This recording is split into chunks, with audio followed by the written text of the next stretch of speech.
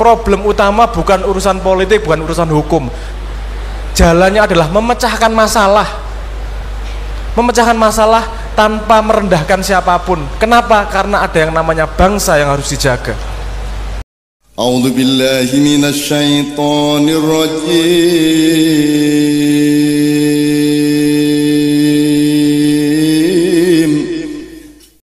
Kedaulatan itu penting, tapi seperti semua hal itu selalu ada jebakannya. Daulat itu bukan berarti karpe dewe. Iki sing sok-sok wong nganggo daulat, aku berdaulat tok. Artinya jane DR ngomong karepku dhewe. Ora gelem neng simbolik itu. Saya beberapa kali mendengarkan argumen dari teman-teman Ma'iyah itu, terus kalimatnya aku berdaulat kok. Sik ono garis sing bener ki entar berdaulat. Misalnya ada sebuah kata science. Terus agama itu juga science. Yuk orang ngono. Loh aku berdaulat pada diriku sendiri. Gue dudu berdaulat gue karepmu dhewe gue. Ini kata science sama agama itu beda. Karena memang definisinya beda dan nggak perlu mana tinggi mana rendah. Yowes kosakatanya aja udah beda ya, maknanya juga pasti berbeda. Gitu aja, sederhana. Ini jadi kadang-kadang kita memang harus patuh dalam tanda petik pada sosial untuk bisa menjembatani hubungan sosial.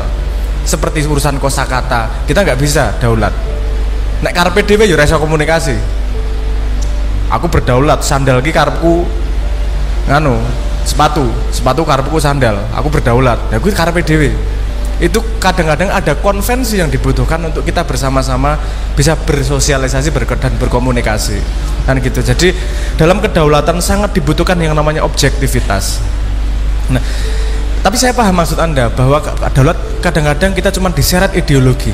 Kadang-kadang itu cuma diseret omongan sana, omongan sini, terpengaruh, kita nggak punya daulat. Nah itu penting untuk bukan berarti tidak setuju dan tidak mau diseret.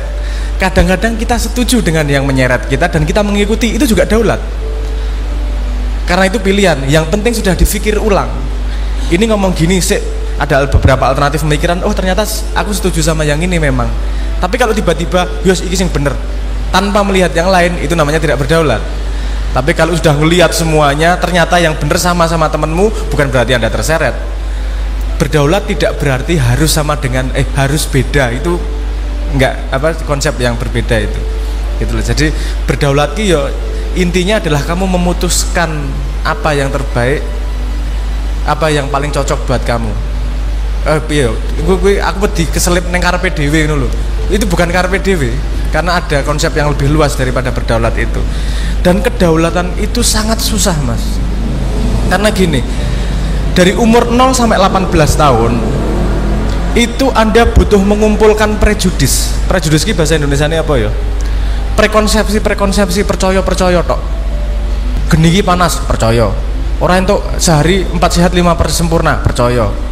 Kenapa? Karena kepercayaan itu yang membuat kita bisa melakukan hidup sehari-hari dengan efektif. Tapi kemudian kita kikis sedikit demi sedikit, kita ganti dengan kedaulatan yang kita pikirkan sendiri. Jadi kehebatan manusia dibanding makhluk lain, ini Anda harus perlu menyadari ini. Yang membedakan manusia dengan makhluk lain, itu salah satu keampuhan manusia adalah kemampuan yang motokopi. Bapak ingin anaknya cepat le motokopi. Memang cara belajar manusia awal itu fotokopi. Jadi dalam pertumbuhan itu dari kopi ngopi, terus kemudian harus dirubah jadi iki cocok karo aku, iki ora, iki pas, iki tak teruske, iki ono sing luwih apik. Nah, itu proses dari pertumbuhan. Dan mengikis dari pengalaman masa kecil menjadi 0% itu hampir tidak mungkin. Karena pembentukan otak kita pertama itu pasti dari prejudis kecil-kecil tuh. Dari pengalamanmu masa kecil itu. Nah, tapi itu bukan halangan. Otentik bukan berarti harus beda dengan orang lain. Otentik adalah kamu benar-benar memikirkan semua keputusanmu memang dari pikiranmu sendiri. Dan otentik salah satu cirinya adalah berani merubah kalau memang salah. Nek rawani ngerubah karena ono sing luwih apik njuk kowe ngotot, kuwi jenenge karepe dhewe. Bukan. Nah, misalnya tadi ada kalimat yang terbaik untuk Indonesia. Kadang-kadang yang terbaik untuk Indonesia itu berbeda dua orang. Terjadi tabrakan. Saya selalu mengatakan bahwa tabrakan itu penting. dan baik seharusnya. Kenapa? Karena kalau dua orang tabrakan menangi dewe, lihat gini, sorry yo, level tabrakan, gue tabrakan motor lah, jegrek. Pertama mesti bajingan gue yang salah, kurang ngerem gini, pertama gitu. Yus saiki piye? Yus kan bayar motorku. Pertama adalah mulut, kemudian gagasan. Aduh piye? Gue ganti motorku, apa aku ganti motormu atau gimana? Gue bayari rumah sakit. Itu kan terjadi negosiasi. Kalau itu tidak terjadi, level konfliknya berikutnya. Yus teman-teman, wae paten-patenan. Kayak ini lihat level konfliknya gini, turun gini. Itu yang membuat ini tak menggok sedikit. Itu yang membuat laki-laki tidak mungkin menang lawan wanita. Nek kowe level konfliknya sampai pada gelut, mosok kowe ngantem cah wedok. Tak terima menang toh kowe. Nah ini karena ada beberapa level konflik ini. Nah, adu gagasan itu sebenarnya sangat penting untuk menghindari konflik yang di bawah, sehingga yang mati bukan manusianya, yang mati adalah gagasannya. Kalau gagasan mati kamu bikin lagi nggak masalah. Dan biasanya kalau dua orang yang adu gagasan dan dewasa, mereka akan mencapai titik optimal. Dari 100 gagasanku 60 yang bisa masuk, dari gagasanmu 60 yang bisa masuk. Kita punya 120 yang lebih baik. Sing gawe ra iso rembuki karena ego. Kudu manut aku 100%, kudu manut 100%, ra bakal ketemu dengan kirim teman-teman wae ning ring tinju. Kan gitu. Nah, sekarang kita cukup pengecut untuk teman-teman yang apa jenenge ring tinju, mesti atas nama hukum, atas nama politik. Taek kowe mengira utekmu ora cukup dewasa untuk bisa memahami banyak hipotesis di Indonesia. Nek tenanan teman-teman sisan kaplok-kaplokan, sapa sing paling kuat pipine dikaplok misalnya gitu, jelas malah. Ini kan berusaha pakai narasi-narasi yang sidane wagu. Aku nggak mendukung kanan kiri ya. Aku melihat corone bersintesa ki dabak ngono level iki. Nyon saya iki level iki hewan melata ngono lho. Iki mosok menungso apa jenis diskusi kok ngene. Perbedaan pendapat itu sangat penting karena tidak mungkin ada satu manusia punya ide yang paling baik di antara manusia yang lain. Pasti kumpulan kepala idenya lebih baik daripada satu kepala, itu pasti. Dan kita punya modal di Indonesia yang namanya sila keempat, musyawarah untuk mufakat. Dari musyawarah sampai mufakat itu perjalanan panjang, butuh bersedia idenya mati di tengah jalan. Karena nek kowe gosok iki lho apa ali-ali cincin akik itu untuk dia mengkilat digosok ini gitu terus-terusan, apakah dia utuh 100%? Enggak toh, ono tetel-tetel, protol-protol.